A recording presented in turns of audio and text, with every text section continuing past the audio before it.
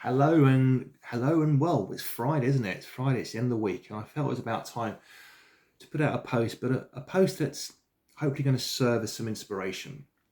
Okay, so those of you who see me for the first time, my name's Sefik. I'm a coach and author and speaker, and author of There's No Shame.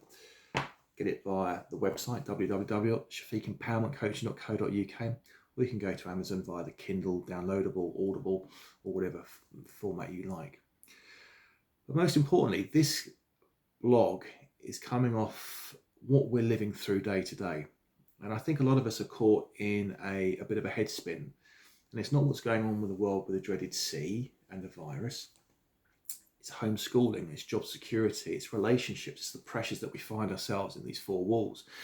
It's the pressures that we see our children going through. It's the pressure that we see our parents, our grandparents living through. And it's tough. And wherever you find yourself now in that headspace, remember, there is light at the end of the tunnel. You will get through that. And there's going to be a story about these trainers. Now, Dina has said to me, why on earth have you got those old trainers out? I'm going to tell you why. Now, whether you are pinning your hopes on the vaccine, that's great. Because if that gives you hope, if that gives you belief, if that gives you the ability to feel that protected, then you go for that. Whether you have hope in taking lots of vitamin D, whether you have hope in looking at alternative views on what's going on, you hang on to what works for you. And as I always say when I put out posts, this is nothing to do with what side of the fence I sit on. This is all about our mental health.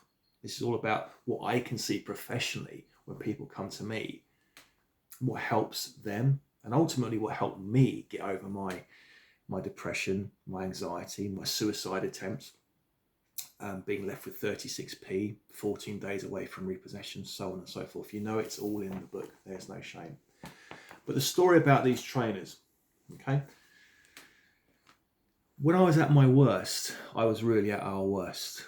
The family's worst. I didn't have a career. I'd lost my career. We had been scammed out of that significant 5-figure sum. I was going to the state for help. Was food bank vouchers. I was going to charities. Kids' school uniforms were paid for by charities. Sainsbury's food vouchers. Clark's shoe vouchers. It was a mess.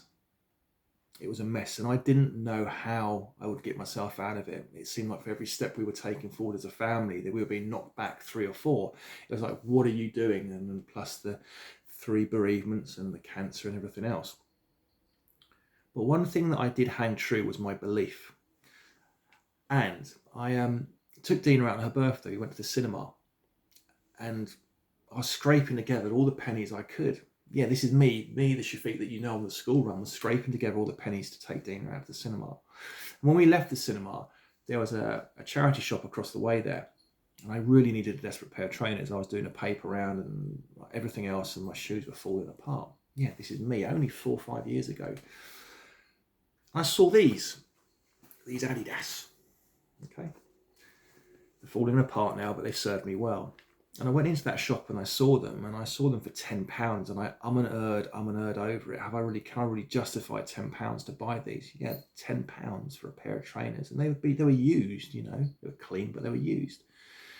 And I bought them, and they've served me well over the last 3 years. Yes, I do have a new pair of trainers, but at that point when I'm going to charity shops buying trainers so I can complete a paper round 7 days a week, so I can do the bits and pieces that I was scratching around under permitted work, I might add, I didn't ever know how I was going to get out of it. It seemed like it was such a long way off to get some degree of normality, some degree of self-worth, some degree of pride back in myself, because how had it come to this? And just like now we're living our lives fearful of how on earth had it come to the fact that you can't see your parents, you can't go out, you wear the face mask, you're told what to do. For the right reason, there's a nasty virus out there, I might add. How did it come to this? And how can I see a way out of that? And a lot of it is about your mindset. And it's tough because we seem to be getting bombarded every day with facts and figures and what's being said and maybe views that challenge your way of thinking.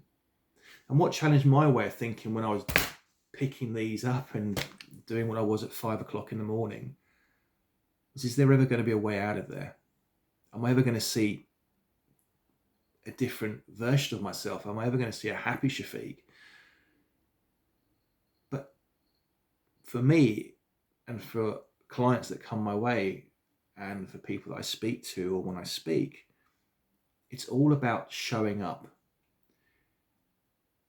It's all about taking ownership of the situation. This is the situation that you're in. Don't run away from it. Don't hide. Accept it for what it is. Accept it that it's going on. Accept it that you have control over it. There isn't anybody born into this world who doesn't have the ability to take control and to change the circumstances they're in. No matter whether you're born with a silver spoon in the mouth or whether you're born in the gutter, we all have the ability to take charge of a situation, like I did. Like I did when I left that bank and they said, Sefik, you have no money. We will not give you any money. And I said, but I've got a mortgage payment coming out in, I think it's 10 days' time. I only have 36p to my name. I can't cover it. And I left there broken. 18 months after I tried to take my life. Why was this being thrown at us again? But I had to take charge. And it's all in the book. If you want an inspirational read, I think it's chapter 8, the mother of all tests. I got through it because I took charge and I had to show up and I had to take positive steps. And for all you people, mums and dads out there homeschooling, it's tough, but please don't get burdened by it. Please don't impose the pressures that you're being put on by maybe schools and teachers to submit on Seesaw or Microsoft Teams, whatever it might be, at the detriment of your relationship with your children, at the detriment of your relationship with your partners. We're not teachers. Okay, we're not educational professionals. We are parents, and our one and only priority in our life is to make sure that our children and their well-being is fit and well. Like for myself, when I had to take ownership of what was going on, it was about maintaining the ownership that I was going to get through this, and I was going to somehow, I didn't know how, but I could see myself in the future being happy and content. And that's the reason for these. Every time I pull them out and I look at them to get my new pair of trainers, I think, I remember when I bought these, and I remember how desperate times were, and I remember how desperate I felt. And this was a sign of me not at my worst, because I wasn't at my worst, I was at my strongest, because I was turning up. Second-hand pair of trainers. But I was at my strongest then because I kept turning up. I didn't give up. That's what we've got to do now. And if you are struggling, just remember how strong you are to be getting through this. Just remember how important it is to talk. Just remember, if you have parents like I have who you desperately want to see and they're shielding and they're keeping away from you, have those communications, make them still feel part of the family, have those Zoom calls, have those WhatsApp phone calls, whatever it might be, reach out to them. And if you do need to see them, if they do need to see you, but they're fearful, just remember how that interaction from a doorway, what a boost that gives them.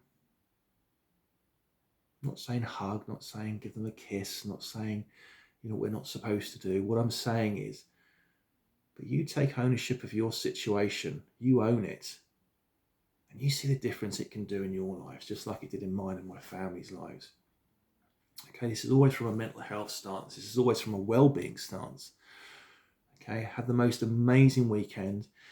It's Blue Monday on this coming Monday, which is the day where everybody is at their lowest ebb. And I guess it's going to be a particularly low ebb this year. So I'll be doing a live. So please join me for that on Monday. I'll let you know over the weekend what time I'll be doing it. I'll probably be around about 11 o'clock.